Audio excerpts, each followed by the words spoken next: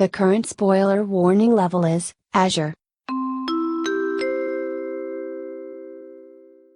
Friends and folks, for this episode you're looking at a spoiler warning level of Azure. We're talking about some Mobile Suit Gundam Iron-Blooded Orphans spin-off material without plot details that matter for anything. So please enjoy the episode.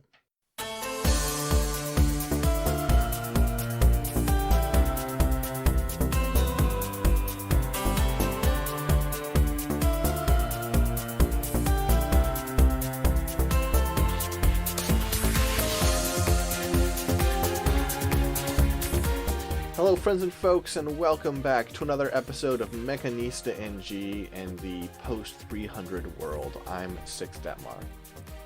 I mean, it's been a post-300 world for a while. When did that movie come out? 2006. Oh, wow. You okay, you knew that. I knew that because I was about to make a 300 joke as well. So I happen to also have pulled up. I don't know that movie like that, but... we had the same joke ready. So. Okay, well, this is annoying. So, you are technically right with 2006, however, it was only shown in 2006 at the Butt-Numb-a-thon in Austin, Texas. Whereas, it didn't get a wide release until March 9th, 2007. I already wanted to go back to bed, and the name Butt-Numb-a-thon really just... Butt-Numb-a-thon. That's stupid. Yeah, it was hosted by a guy who sucks. Great. His name is Harry Knowles for Ain't It Cool News. Oh, sure. And then I guess in 2017, he was accused of sexual assault, which the venue that did the Butt-Numb-a-thon was like, yep, well, nope. He's a bad writer, and I don't just mean he's not talented. I mean his writing is shitty. So, anyway. Oh, you gotta love, when a controversy section is this long on someone who is, like, a nerd writer. Yeah? There's just a lot of things. Accusations of biased reviews, fake Oscar nominee story, feud with U-Bowl,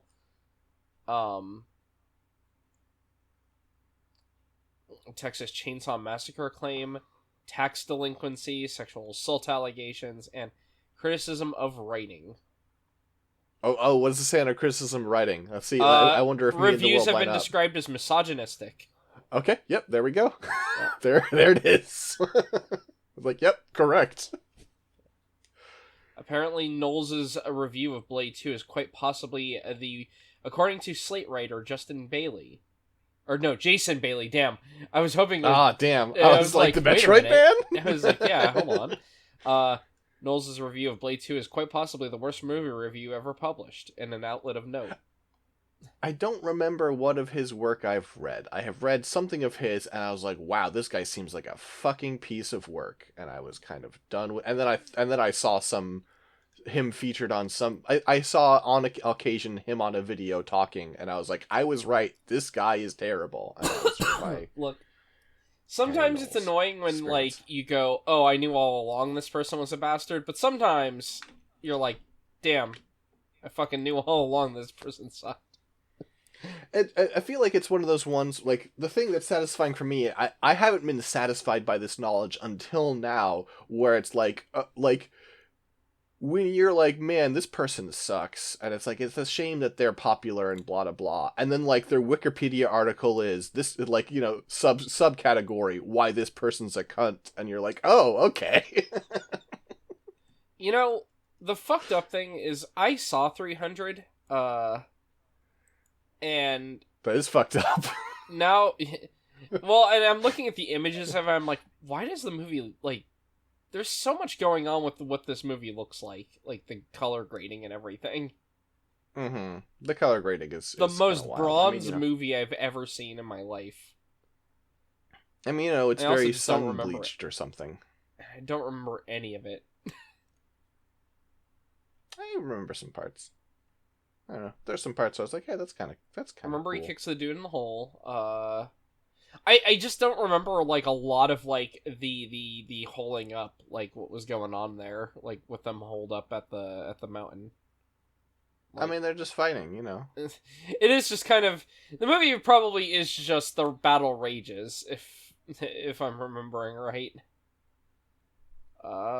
Xerxes is really tall and spindly, and feels maybe like they have an agenda going on with him, but oh yeah, no, he's definitely like queer coded, and it's pretty offensive. I'm gonna roll some dice. Yeah, sorry, just going off on a completely different topic here. Look, sometimes that happens. Welcome to Mechanista. That's a weird number. You know, some of these ones, it's like normally if a list gets, you know, often lists start off with like 20 things on them, and then some things get rolled and the number goes down and blah blah blah, and I try and add back up, or we do, and then sometimes to keep it a normal number. Yeah, and then sometimes it's like, well, fuck, all that's left are 7 machines or something. Well, there's a decent number, but I don't have a D13, so I'm afraid somebody's gonna be the odd one out today. Which is fine. Maybe if the dice falls off the desk, it's the forbidden 13.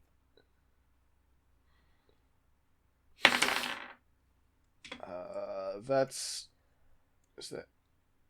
Wait, what the fuck is this thing? I don't know. Sure, that's why I don't know what the... Oh, right, okay. Okay, well, this bodes well. I think you'll know this better than I will. Oh, okay. But, get my friend the snipping tool out here. Mm-hmm. You know, let's do this a little differently today. Okay. Boom. Boom. Okay, well, that is an IBO frame of some sort, immediately, right? Do I have to confirm or deny? It's more fun if I don't. Is it? I mean, yes, it's okay. IBO, it's IBO. Okay. I'm trying to think of which ones from IBO we've even covered and what this could be, given how bare the arm is. I will say we've covered 2 Gundam from IBO. We've covered the Astaroth and the Kamaris. Yeah. And, you know, through extensions, you know, related units, but... is this the Vual? This is the Vual. Good work. Well, wow. the thing was the black armor on the left side is what kind of gave it away. And also how bare the arm was. Also, I have a Vual high grade, like, 2 feet from me on my right. I didn't remember this thing existed. I looked at this and I was like, the fuck? And then I was like, wait, no, it's got the hockey stick. I remember in my head it's funny, I have, that's like, not the weapon I think IBO of it hockey with, stick. But, no, you're right. because, I mean... But just... Yeah. Yeah. But in my head, there is, like, a memory of, like, IBO spin-off suit with hockey stick. And I'm like, oh, okay, so I must have seen this before. Yeah. This is from IBO Gecko. The Gundam Vual, obviously one of the how many total Gundam frames are there? How many demons are in the Ars Goetia again? 72. 72, right. So one of the 72. No and the Vual is fucking weird. The Vual is, funnily enough, made out of parts from the Astaroth. Like this is not what the Vual originally looked like. Specifically, the right arm, and I believe the like parts of the legs and the feet are taken from the Astaroth wholesale. You're a Vual for this one. So, the Vual, this is a weird looking guy. Used by Rosario Leone. Looks like a fucking the most mob boss ass guy ever. I'm glad that the manga panel that they have, like, the one other one besides like the kind of blurry one, is this one of him lighting up a cigar. Sure. Just the most mafia looking motherfucker. It had no armor when he found it. Okay, so it was just the frame. So basically everything that's added on is added on after the fact. This is not what like the Vual originally looked like. Okay. So Move this a little bit because it's annoying me. Apparently he did when he was actually given some of the Astaroth's armor on purpose to piss off a specific character. Who is Volko? I haven't, unfortunately, I don't think Gecko is like translated at all. You know, this is a little disappointing to me. So this back shot here is of it with its other equipment set. Yeah. There is a rear shot of it, no equipment, and no one. It seems like neither the Gun Wiki nor MAHQ has separated it out, so I'd have to post it as part of the full page with a bunch of other shit on it. Yeah. Which is too bad. I do have a shot here of just the frame, just for for showing. Yeah. That. So, anyway, yeah, so, it's got a couple of things going on. It's a high mobility suit. It doesn't really have very much armor, as is obvious. I mean, on the frame, the Gundam frame itself is already pretty strong. I mean, armor on fucking, IBO Gundams is always weird, right? Yeah. Because it's it's like putting a suit of armor on Wolverine. It's like, well, he's got an adamantium skeleton. Anything you put on top is going to be really weak in comparison. Mm-hmm. But yeah, so basically, I guess so in the first battle is when it has this setup, on the left here. So I'll describe that first. Starting with the head, we've got a really weird Gundam head. So really it does cool have a mohawk. The mohawk is mostly in black, but it has a little bit of pink around the squared off front of it, with a embedded pink camera. More fluorescent pink because it's all glowy for the camera. It has a rather large V-fin, very vertical, definitely very horns-ish looking. It kind of has a slight crescent shape to it, and then the end of it actually has like it kind of extends at the very end, like vertically, so it's got, it is not like the same width throughout, like the end of it is like, more pointed upward. Also has on the sides of the like mohawk two more like little sort of these fins, I guess you would just call them, right? Like just these little like spiny bits sticking off the back of the mohawk. Mm-hmm. Gives it a unique silhouette going on. Then moving on down, this mobile suit has 4 eyes, which is probably the most striking part of it. I really like this about it. Also, because this is an Ippei Gyoubu design, oh yeah, you have it on the right. I was about to repost that. There we go. But on the right, you can see that's like the weird eye shape. It's got like these. It's either 4 eyes or it's like an eye that has like a little line, like little gap or like bit of armor in it.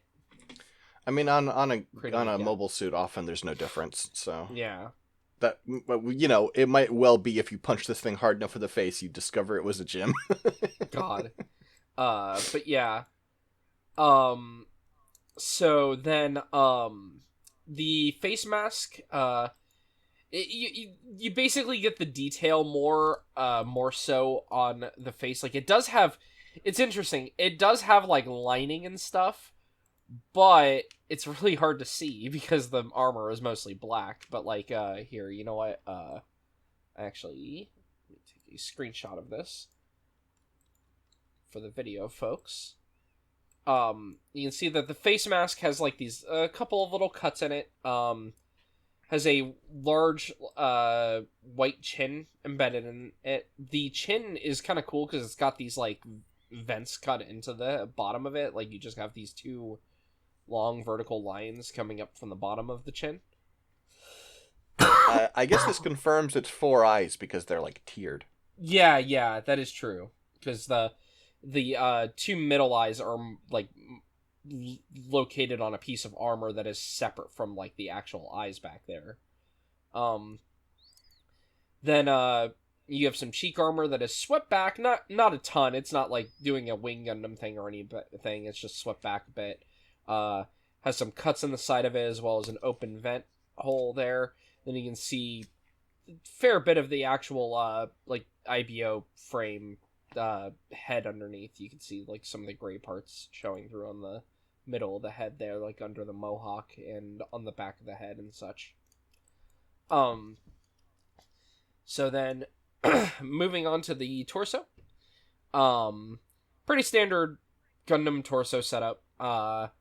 You've got 2 pectorals with vents embedded in them. The vents on this are 2 white slats carved into the black armor there. The middle section bumps out a little bit on the top middle. Then it's got a bit of pink armor running down the center of the torso there. And the pink armor has like a large panel line going across it horizontally, and then just some little like tick marks for more detail, but nothing too special there. And then a lot of it's just the visible IBO frame, so you've got like a very large, thick, visible spine, and these 2 pistons that you can see running up from the waist into the pectoral, like the under parts of the pectoral. The arms are asymmetrical. So the simpler one, I guess, to describe would be the left arm. We've got a thick piece of shoulder armor. The shoulder armor is kind of fun. It's got these like little blunted like spikes on it, right? Like it looks like it would be like, you know, your 3 spikes that are like on a Zaku shoulder or something, but they're blunted at the end. So it's has this what am I thinking of? What's the candy that looks like that?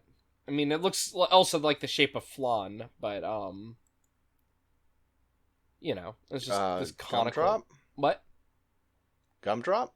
Yeah, it's like a little gumdrop shape, basically, which is fun. And then, so the shoulder armor is mostly rounded, and it's got like on the front, back, and on the outer part, this like little gumdrop shaped of armor. And then you've got a bit of armor that hangs down from this, and the armor that hangs down, you know, protects the bicep and like part of the side of the arm, like where the joint is. Then as you go down the left arm, it's all bare IBO frame, so it's just gray frame, like a disc joint. And then for the forearm, you've got mostly just gray armor with like little internal frame details, like wire, these visible like wire parts on the front, or like thick cable parts. For the right arm, this right arm is taken from the Astaroth. Funnily though, it's, if I'm remembering right, let me double check. I think the armor is like rotated. It's like not the normal angle of the Astaroth Origins shoulder armor. Oh, no, it's not rotated. Okay, it is. That is the proper shape for it. But it is missing the attachment that the Astaroth Origin has. So it's just got a, on at least in the base form, it has armor that is like shaped. The reason I thought it was like moved weird is because it's the shape of this is like the opposite of your usual Gundam armor. It is smaller, like vertically and whatnot at the base of it, and then it gets bigger as you go out. Yeah, it's just because the Astaroth Origin has those big binders attached to it. Yeah, and it has a this has a hard point located on the side of it. But yeah, it's just it is strange armor because it is just not your usual shape. And then going down the right arm, you have some black armor around the bicep. Around the joint, you have some pink armor going around the elbow. And then the forearm armor is mostly black and just kind of covers up it pretty simply covers up the joint. It's not doing anything too fancy. The main thing that's going on with that is it does still have the subarm from the Astaroth Origin, because the Astaroth Origin has a little subarm on its arm, for gripping its melee Demolition weapon. knife? What? Yeah. Yeah. For the demolition knife. Yeah. Yeah. Or no, not the demolition knife, because it's for the Astaroth Origin, which has a the weird hammer / sword thing. Yeah. And yeah, so it's just for, specifically, I think it's more for the hammer mode. It's just for keeping, the arm steady while swinging it. I guess so. That hammer's not even that big.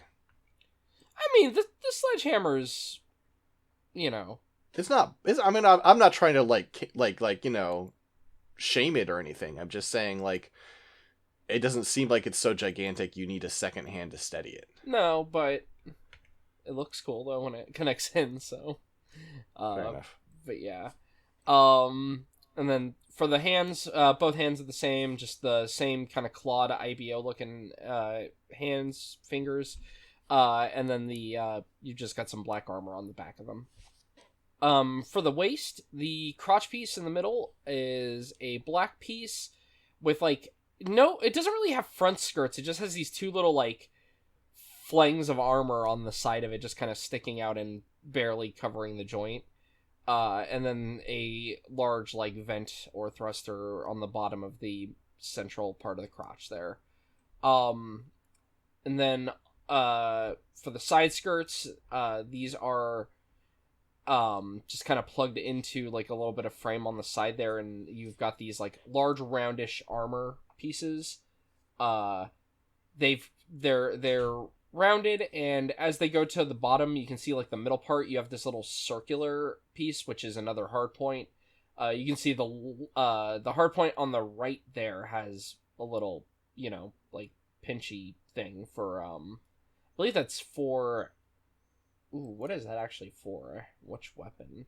Because I'm looking at mine now and I'm wait a minute, it doesn't have a gun. I guess you could just put the hammer there for storage, but yeah, that's weird. Now that I think about it, it's got these little hard points, but I don't think it really uses them. Again. Oh no, it has a gun. Oh right, it doesn't come with it, but it does have that large, the Astaroth Origins big, fuck off, anti-tank gun. But yeah, it's just the Astaroth. It's not the Astaroth Origins. That's the. Or sorry, yeah, the Astaroth's anti-tank gun is what I meant to say. And then for the rear skirt, just two large plates on each side of the rear skirt, and these plates as they go down, mostly black armor, and they have a little thruster on the bottom of them. For the legs are also asymmetrical. The thighs are the same on both of them. Just large armor on the thighs. It only really covers the front. The back is pretty barren. Just has a visible frame with some large cables. Then for the joint area, you have a large knee piece on either side, and these knees have a little piece that extend off to the top and bottom. The top piece is more located forward, and the bottom piece kind of goes backwards, where it's defending the calf. And then the middle of the knee, you've got more of those gumdrop shaped little extensions there, these big bumps of armor in the middle of the knee. And then for the lower leg, on the right leg, it's just a single piece of armor that protects the frame. And the frame is bare on the back of it. Just big visible cables and whatnot. For the left leg, it actually has more significant calf armor going around the sides, and armor protecting the all the way down the whole leg where it connects into the foot. It also has an additional thruster located on the back of the leg here. Then finally, for the feet, we've got big shoed feet. They look like shoes almost, just because of the design of the soles on these. So you have a big black piece of armor on the front that is on the top of the foot, protecting the actual inner frame. And then you've got large pink, a large pink toe piece for the front half of the foot that has these little circular thrusters on the bottom of them, and it's just these the way that these are big and circular, it does almost look like a shoe, like an actual. I mean, this shoe. is a very This is a very, like, Ippei uses this a lot for the IBO Mhm. Gundams, is this foot. So. And then the heel is separate, and it's one large pink piece. Actually pops up a fair bit on the back of it there. And then it has a little black piece for the bottom of the heel there. And then two more of those big rounded thrusters. But yeah, the armor on this is considered not quite enough. So in its first deployment, it is deployed with the hockey stick, which is just literally like a large two-sided like hockey stick blade. It's not as curved as a hockey stick, but you know, it's very simple, like glaive basically, kind of melee weapon, like two-sided glaive. And then as mentioned, it has a large anti-material rifle, which just to throw the picture of that in here. Oh yeah, you have it right there. Oh wait, nope, that's me who has it. There we go. That was just showing my recent screenshot. Anyway, so you can see it's a pretty cool looking rifle. Actually, I like it. It's got the grip is on top, and it also has an additional grip on the side. Just a very long, large rifle with huge bipod on the bottom of it, which is funny to me. Just this gigantic bipod. But yeah. Isn't even a bipod? It looks almost like a monopod. Let me see. Oh, it might just be like a singular, like, stake or something for popping into the ground. Huh. It's annoying because they only, the only model for that gun that exists, came with, like, it was like a magazine pack-in, but neither of the none of the three Astaroths come with it. Which is annoying. And the Vual didn't come with it. But yeah, so the armor was considered not quite good enough, so the armor was upgraded a fair bit. Specifically, what it adds is on the right shoulder, on that Astaroth shoulder, we add on, attached to the hardpoint, a really large shield. It's pretty cool shield design too. So the front of it, it's got like your standard, you know, arm held shield shape in Gundam. You know, it's got like the two little it's got the little divide in the bottom of it that makes it look like it would be good for like bashing as a melee weapon. But it's got these little bits sticking out of the side of the shield. And then it's got like the armor in the middle of the shield is a light gray color. So it's just got this, like, big iron plate, it looks like affixed to the front of it, or a large metal plate. And then the other fun thing with the shield is the underside of it is all pink.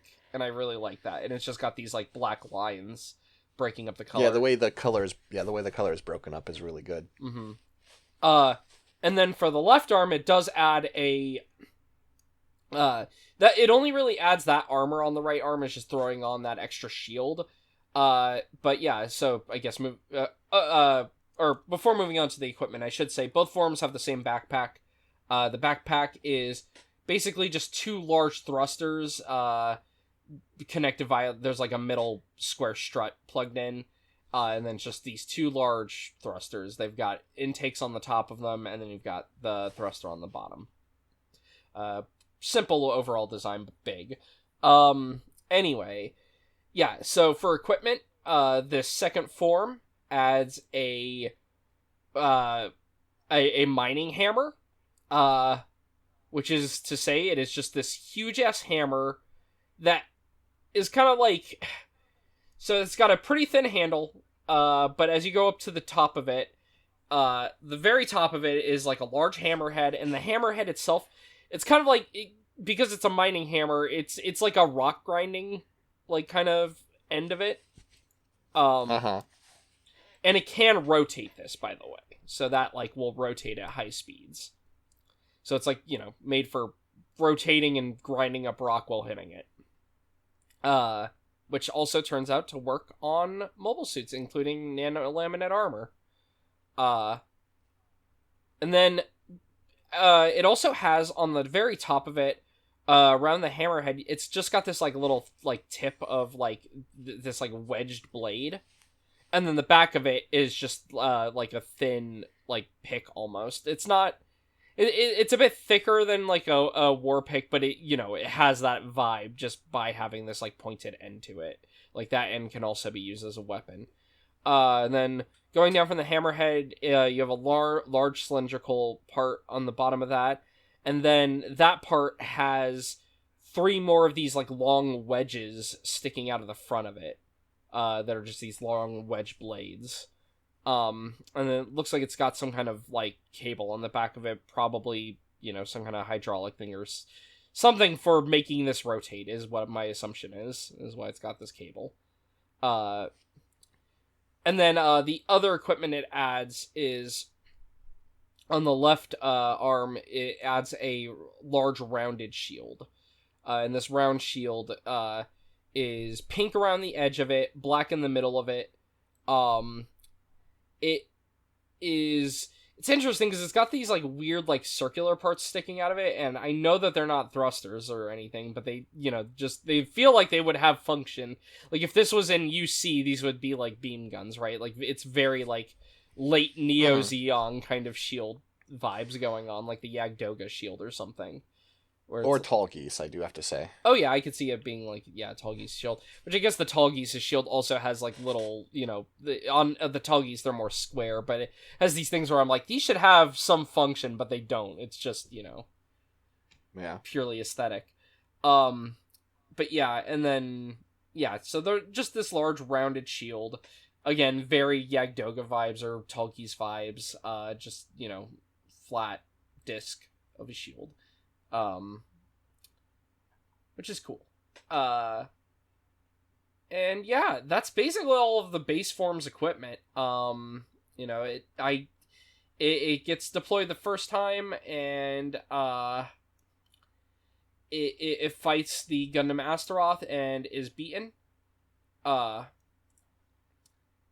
then I think in its first battle, it doesn't fight the Astaroth. It just, it has the lighter equipment and fights, and then is like, okay, we need something heavier. And then they put the heavier stuff on it, and then the Astaroth beats it and steals back the armor. And they're like, damn, it was too heavy. Yeah. No, actually, that's not what they're like, as we'll see in a minute. But they do recover the Gundam Vual afterwards, and that's where we get our one variant of this machine, which is very weird looking. The Gundam Vual Yuhana, piloted by Sampo Hakuri. I love the backstory of this machine, though, because it is not... So, it is named the Yuhana, right? Yes. Yuhana is Sampo's sister, who normally she pilots a Hakuri Rody, and it has like the custom colors on it are yellow. So it is like, even though he's the one using it, the brother is, it is very clearly a machine that is kind of like, made to her specifications, seemingly. Which I just think is funny. I'm giving you this quick shot here, folks. I'm gonna go ahead and just move it such that we can actually fucking see the mobile suit. Yeah, I know that the gun is.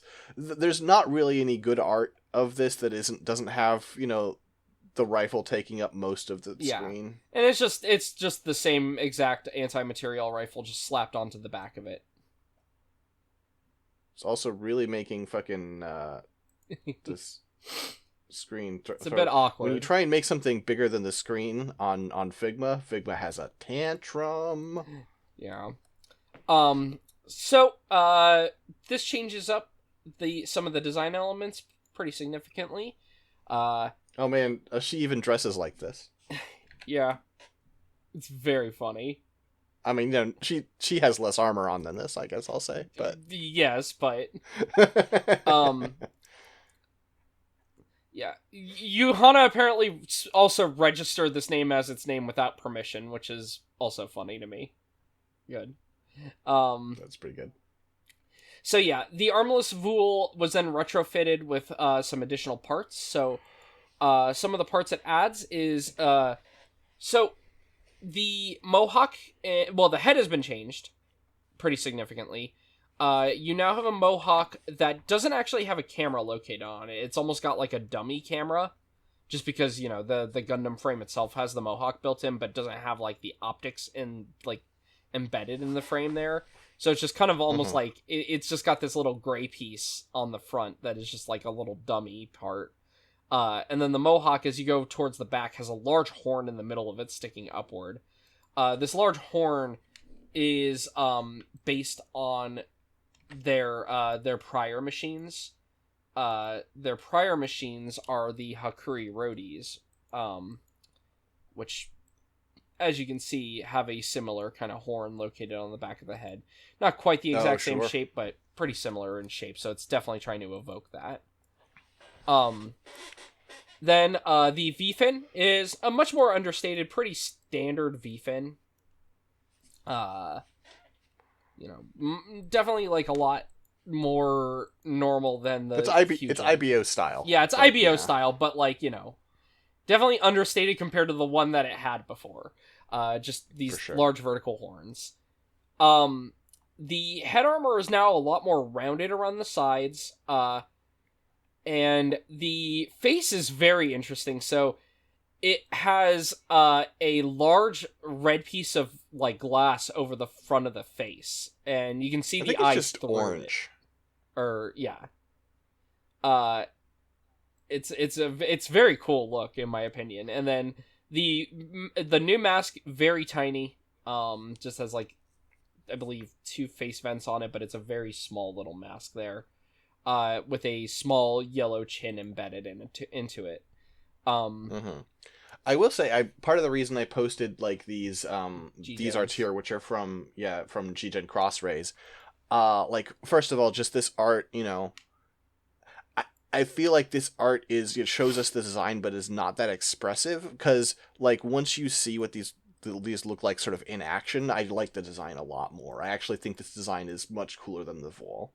Yeah. That's fair. I miss the 4 eyes personally, but that's because sure, that's fair. That's fair. Like, but you know me, I'm fucking gym brained. That's fair. Here's another little bit of the face from the manga, because the manga's in black and white. Obviously, you can see a bit more of the detail there. So actually, sorry, it only has one vertical little vent cut into the face, not 2. It's hard to see, obviously, when it's dark blue and kind of small there. But yeah.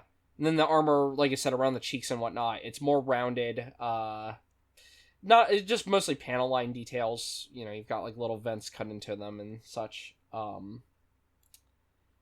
But yeah.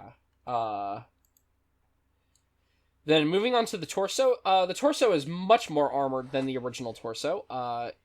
Still kind of the same 3 sections. You've got 2 pectorals and a midsection. The middle section, large bump of armor on the top, that's in this kind of beigey color. Very large there, though. And then the midsection of it towards going down is just a big crescent of yellow for where the hatch is and everything. I know a lot of IBO hatches are usually on top of the torso, but I think just given the design of this, I'm thinking that the hatch might be in the middle part, because this doesn't look like it has any opening areas. This is unkind of me, but a bit moment of unkindness I'll allow myself. Oh shit! I accidentally scrolled a little bit. Let me fix it for it. Anyway, this is our pilot here. This is Sampo. This person doesn't know how to draw people standing still. Yeah. One arm is starting to do the robot. I think this is the same character design, or it might be. I don't know if it's the same character designer as IBO. Sometimes the characters in Gecko look very IBO, and sometimes they don't look quite as IBO. So it's hard to tell, But his legs are like he's like just lifting the toes on one foot as he's standing, but his knees are not bent. He's standing stock straight. One arm is starting to do the robot, the other is like clutching his pants. It's like none of this is like badly drawn. It's a like well drawn rendering of the human body, but just this person doesn't know what to do with the pose. Yeah, give me 1 second because I am curious about who is the character designer. Okay, and then who is the IBO character designer? Okay, so the character designer of... No, it is a different character designer. Okay, well, here's the thing, right? Like just to pull him up,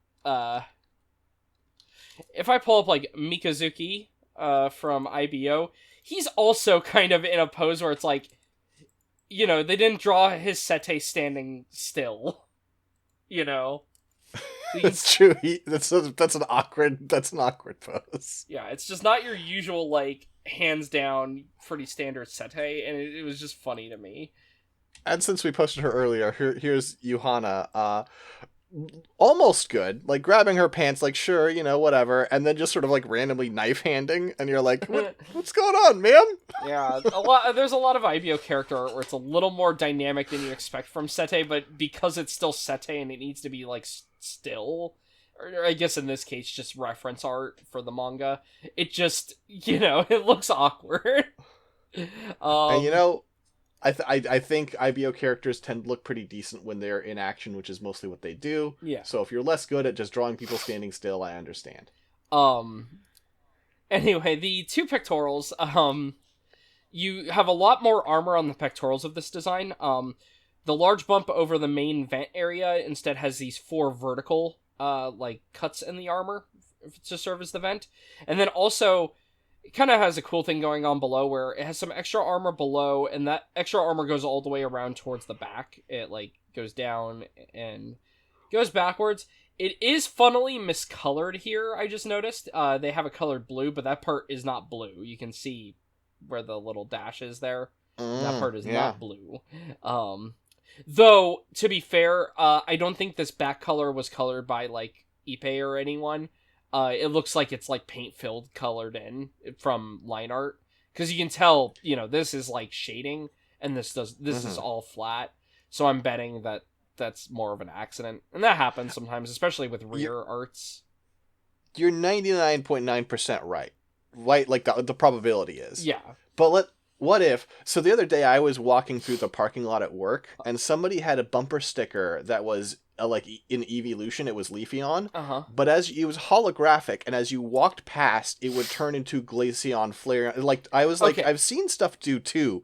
It did, like, 5. What if you view this from just the right angle, it turns blue? It's got, like, the angles of paint going on, so if you're looking at it from behind, it's more blue for some fucking reason. Anyway, a little bit of armor that extends below the vents I kind of like is the extra armor has, like, the Izubuchi holes in it, like the 3, you know, little holes drilled in it, and it's always a fun look. I just like it when there's armor like that. So for the shoulders are changed up in an interesting way. So, the shoulders are now designed like the original armor of the Vual, as in like the armor that was not original Vual armor, but like the non-Astaroth shoulders, right?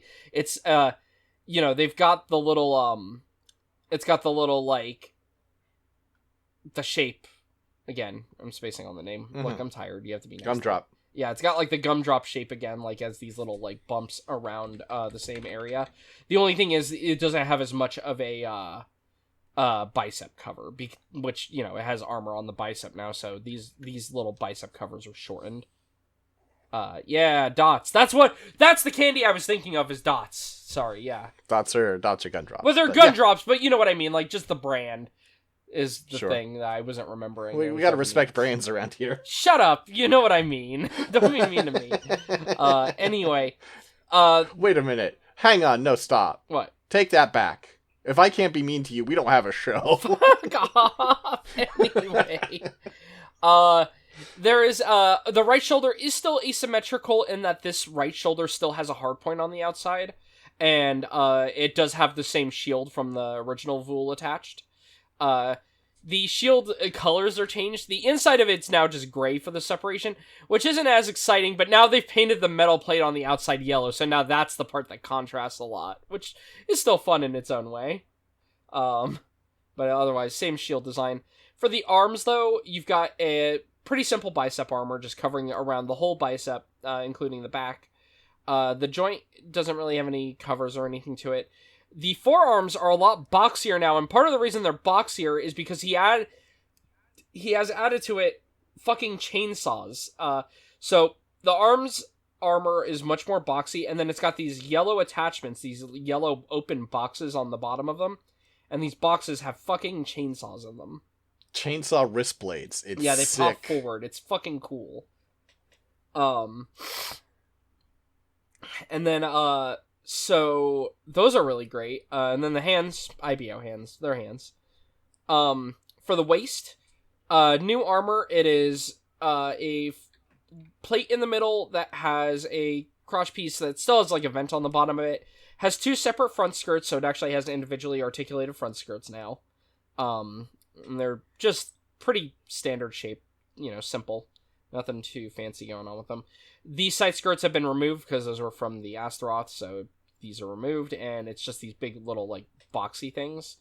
And then the rear skirt has been changed so that it has a hard point for carrying part of its weapon set. Specifically, it carries, the boost, it's like a blade wedge. We'll talk about it with the weapons, because this has an interesting weapon set.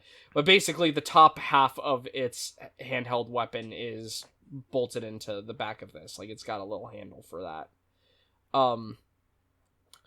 For the legs, same thigh design as before, and the same knees as before, but then the lower legs are changed. The lower legs are now fully armored on both sides. You have kind of a fun thing where there's like this bit of beige armor that's going around the front, and just kind of like embedded armor in there. I just like the color contrast. And then on the back of each leg, you actually have a new thruster on the back of each of these, and the thruster is able to like move up and down. You can see it's kind of on a hinge there. And then moving on to the feet. The feet, completely new armor, because again, the Astaroth stole its shoes back. So you've got this gray piece of armor for the ankle armor, and it kind of has like a little square popped up on the front of it. And then just like a yellow piece around the toe on the front, and then a big yellow heel piece that pops up a fair bit and just is a big yellow heel. Finally, for the backpack, new backpack, the backpack has a single square thruster in the middle, and then two sets of holding areas. The right holding thing is just like a little thing for holding its like part of its melee weapons, just like holding the lower blade part. And then the left shoulder, or the left backpack part, is a bit more of a subarm, and it has the big cannon on it. And the reason it's a subarm is because it's designed so that it can, rather than having to hold the anti-material rifle, it can actually have it. Oh, not Mikazuki, damn it.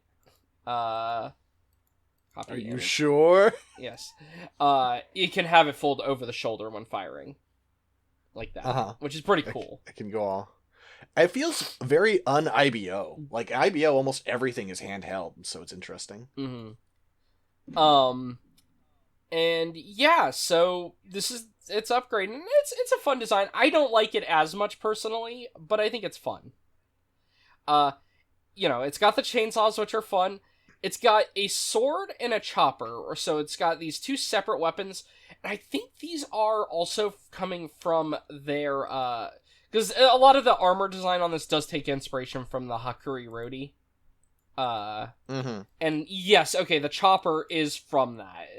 Or a weapon similar to the chopper. It's not the exact same design, but it's a large, like, knife with thrusters on the back of it, and you can see this still has the thrusters there too. For some reason, you were talking about, I didn't realize that the thing it's mounted on is also a separate weapon. Yeah. Interesting. And then, yeah, so that can just be used as a chopper on its own, or it can plug into the sword, you know, it's the handle of that can plug into the sword, and then it forms like a longer handle, so it's got, you know, a longer handle with a blade on the bottom of it then. And the sword itself, the sword is a really cool design. It's just a very Gladius looking kind of sword. Like, yeah, just a neat little sword. Nothing too fancy on it. And then, yeah, it has the anti-materiel rifle. But yeah, I think this machine's fun though. And I really like the head. I just love the weird shades going on with the eyes. I think that's... I'm not... This will sound like I'm teasing you. I'm not. Uh-huh. Is it anti-material or anti-materiel? 'Cause those are two different... I mean, it would probably be both, in technically at that scale. So let me look at how the katakana is, and I'm going to type that in and see what that pulls up. Oh, it uses kanji. 210mm. Okay, hold on. I am going to see. There's just Google Translate. Because I do have it, the text now. So give me 1 second. Image. Paste. Okay, it is anti-material. That's what I thought. Okay. Rather than material. Okay. Like, obviously material would be correct, but that's kind of, I don't know, that feels kind of weirdly pointed, right? Because it feels like, I don't know, like is saying that it's an anti-infrastructure gun. It's like, that's a weird way to phrase it. I mean, yeah, I just thought it was called that because, to be fair, it's also designed like real-life anti-material rifles, which tend to be like, you know, larger rifles. But real life, they're anti-material rifles. No, they're anti-material. Really? Yes. Hold on. Huh, you're right. Yeah, because material okay. is a military term. Right, Huh. Okay. I've had it wrong for a very long time. I'm not even the gun person on this show, and I knew that. I mean, you know, that's actually the problem, is probably I learned about anti-material rifles when I was like 6 and didn't know what material was. And just never revised my... Okay. Yeah. Yeah, so that's why I just thought it was, you know, that, because I'm so used to that being the term. Anyway. So maybe that's sort of the semi-joke, right? Is like, this one's so big, it's not just material, it's just any matter will be destroyed. God. Any material. Yeah. It's 210mm, so it's pretty big. But you can see, like... But given how small the barrel is relative to it being a 210mm, like how small it is at the end, that means it's probably a long bullet. And also, you know, it's got a long barrel. So But maybe these are like accelerators of some sort. Yeah, so it's probably just accelerating bolts really fast. Not magnetic acceleration though, because that would make it illegal. That makes it a war crime in IBO. I mean, what if you don't tell anybody? You know what? That's fair. Not only that, but I mean, the Astaroth itself already cheats. Because the Astaroth on the with the demolition hammer, or the demolition knife, not on the original, but on the Renacimiento's, like, upgraded one, literally has a Dynslave, like, loaded into it, and then just it propels it into the enemy via an explosion, so that it's not technically violating a war crime, like, any war crime laws, but you are still doing the exact same idea, just not as long range. You put you put the knife, you stab, like, you try to, like, lodge that into the thick armor of an enemy, and then you have an explosion launch this piston into the enemy, and the piston is made out of the material that, you know, Dynslaves are made out of, so it can pierce through But there's no magnets. But there's no magnets, so it's not a war crime. It's so funny, like... The worst part is that's how real life stuff works, right? Like, so many different things. Like, I mean, most weapons banned by international treaty in real life are because they're really awful, not just because they're really good. That's actually not how it goes. I mean, it depends. Give me an example. Well- Give me an example of something that is banned because it's really good, not because it is in some way morally offensive. Well, okay. I guess what I was going to liken it to is less banned weapons and more civilian banned weapons, and how all the fuckery that goes into what makes this a pistol grip versus a not pistol grip and whatnot. And okay, so if I just extend the stock on this a little bit, now suddenly it complies with the laws, even though it has the exact same function that they were trying to ban. It just feels like that kind of thing to me, like where you're just skirting around the law, you know. You're allowed to disagree with me on this. Uh-huh. I am of the opinion that civilians in the IBO setting should not be allowed to have dine slaves. True. Like, But military, like, you know. It gets weird in IBO because the world is controlled by a military hegemon that the main reason they restrict them is if everyone had those, they would have a fighting chance against them. No, for sure. That's the part where it's like, but like, you know. But I mean, I get fighting what you organizations mean. should be allowed to have it.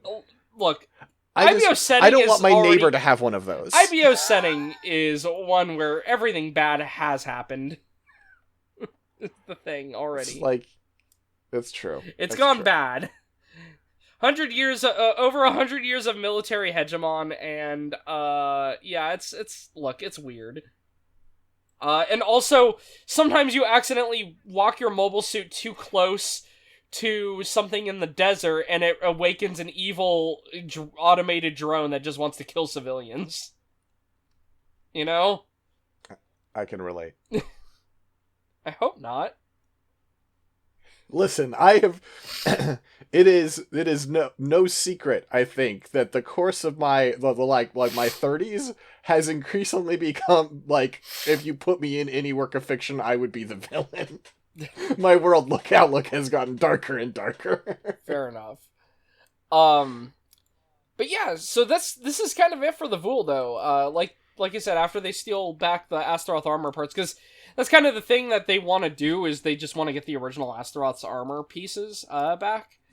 And so they strip the Vual after they fight it in order to do that.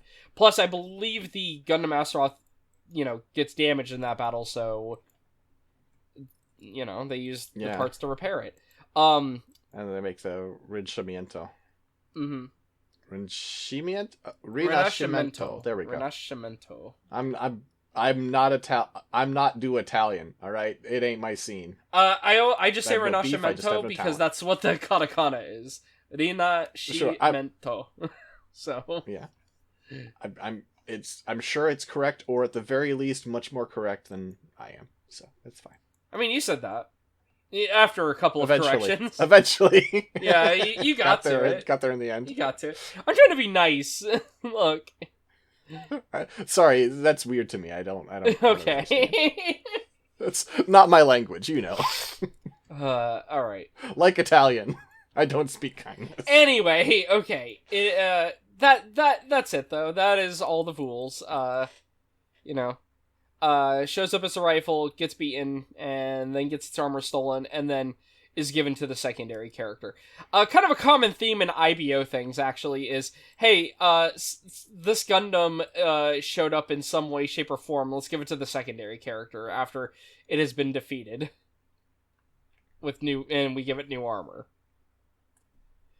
Doesn't happen a ton, but it's happened twice, which, in two different works of fiction within the same universe feels like a lot. And it's weird it's happened twice, as the meme goes. Yeah, exactly. But yeah. But that's it. So yeah. Any cleanup or any, or like house cleaning or anything at the end, or are we done?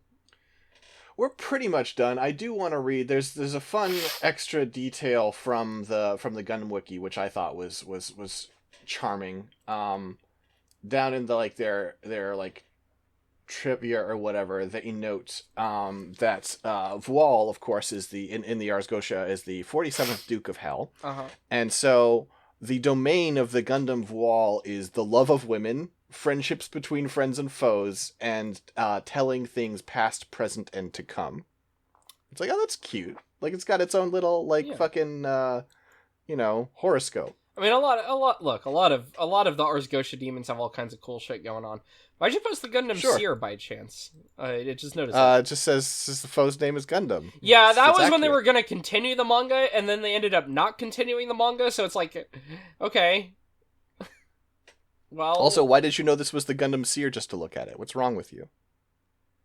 Because that's the panel that everyone joked about. Because it's like, yeah, the manga ends on a cliffhanger.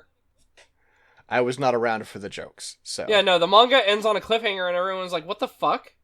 Why does it end on a cliffhanger? I mean, like, I know that this is the Seer because I'm the one who picked the photo, and I know where I got it from, but if you showed this to me, I'd be like, oh, look, it's, the Lucas Rex. I just know the panel, hands. Because I'm just... Because the Gundam Seer is famously the one where it's just like, oh, no, Anyway. Well... 6, where can people find you online? Turns out there are a lot of Gundam frames I didn't know about. I didn't know about the Murmur. Oh, wait, no, I did know about the Murmur. I love the Murmur, yeah. Okay, the Murmur's great.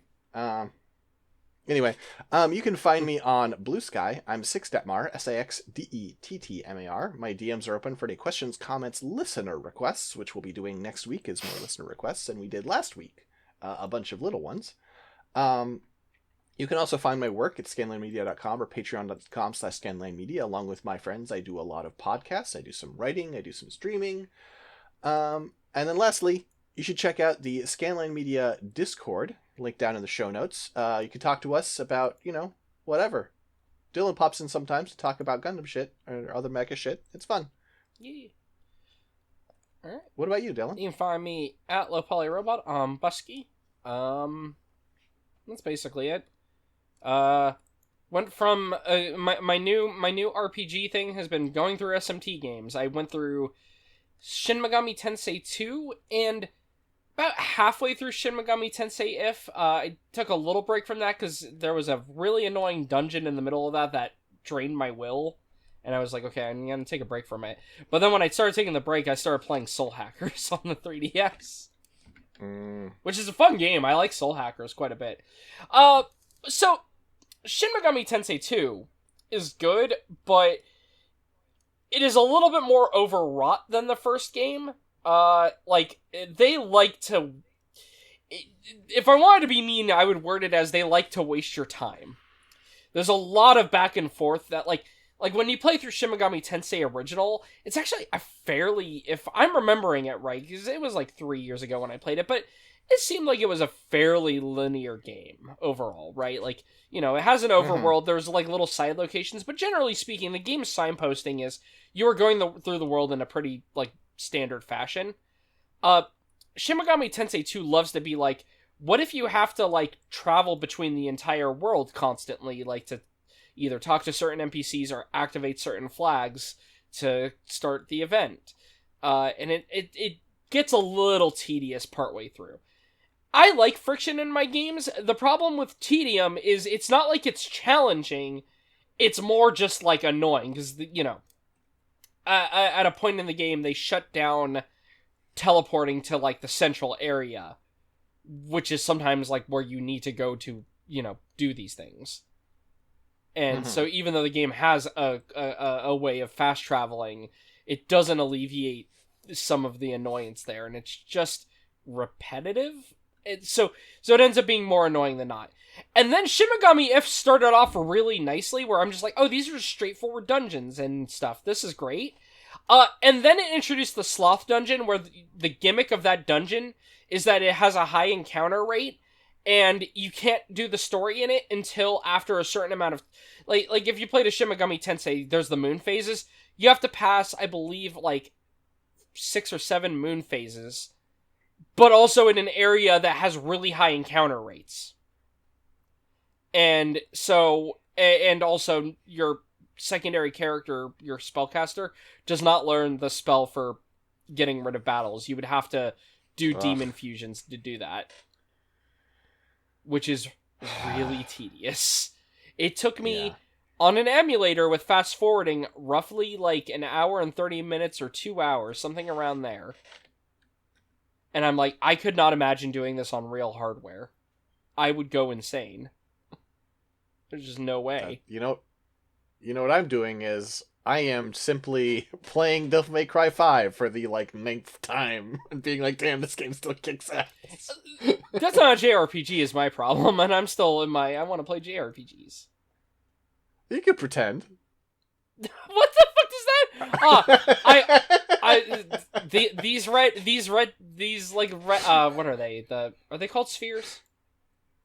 Even though they're like little statues. What are the orbs? Orbs, right? Oh, okay, sure, yes. The collectible for unlocking moves in Devil May Cry games. Yes, red orbs. Yeah. Yeah. I'm just gonna say that this is experience points. There we go. Its combat is turn-based. If you're good, it's always your turn. If you're good, it's just you just start. God, I watch people's combo videos, and even when I play Devil May Cry games, I'm like, I don't play like this. I mean, I'm not gonna say I go that ham, but like, you can tell we're playing the same game, and that's cool. What? Fair enough. But yeah. That's my little game rant at the end, though, is, I like those games a lot. Like, I like doing the RPG parts. It's just, sometimes they are inspired by adventure games, and I mean that in the most derogatory sense. Mm-hmm. Sure. Which just makes me sad, because I otherwise really enjoyed my time with it. It's just there's like this middle part of SMT2 that was a huge slog. And funnily enough, from what I saw, that's kind of the same problem in If, is the beginning and the end of the game people really like. It's just, there's like one middle dungeon where it's just like time to waste your time and be a pain in the ass. And I'm like, damn you, Atlas, why are you like this? Soul Hackers, on the other hand, completely has been just great all the way through. Even the dungeon that everyone complains about, it didn't take me very long, and I've had a great time with that game. I'm playing the 3DS version, not the PS1 version's not translated, unfortunately. Or I would be playing the PS1 version and, like, posting pictures of it, but, c'est la vie. Anyway, that's my little game rant at the end. Alright. Well, folks, until next time, move. Wait, what?